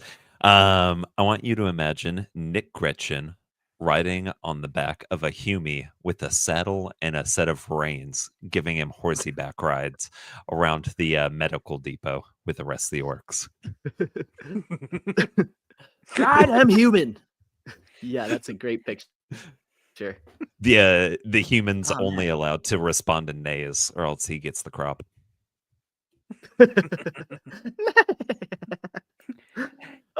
So wholesome. So wholesome. Yeah. Oh, Cool. man. Well, fantastic episode, everyone. Thanks for listening in. We are wrapping it up. Don't forget to support the Patreon and all that. But you can, before you go check that out, go check out Lorehammer Listener Lore. We release a bunch of Lorehammer homebrew stories and stuff. Sometimes they're short stories, like written in a narrative form. Some people write them as like a Lexicanum style article. It's really cool how different people find different ways to present their lore. Like somebody's written poems before for their sisters of battle, and that's how they've decided to like tell the tale of their sisters of battle through actual poems. So very cool how everyone does their own homebrew. So go check out Lorehammer Listener Lore. And then whenever you're done learning about Warhammer 40K, come on over to its fantasy cousin, Warhammer Fantasy, hosted by the Grimlore podcast, such as myself and my co-host Ray Way. So we're always enjoying having people come over to the tavern to sit, have a drink, talk about orcs and crumpin and some other fantastical stuff. So give us a listen whenever you're done. Yeah, for sure. And I do nothing so special, but if you ever want to talk about the painting side of the hobby, that's kind of my bread and butter. You can follow me on Instagram at Black Fox Miniatures. It's black.fox.miniatures. Hop on there, follow me.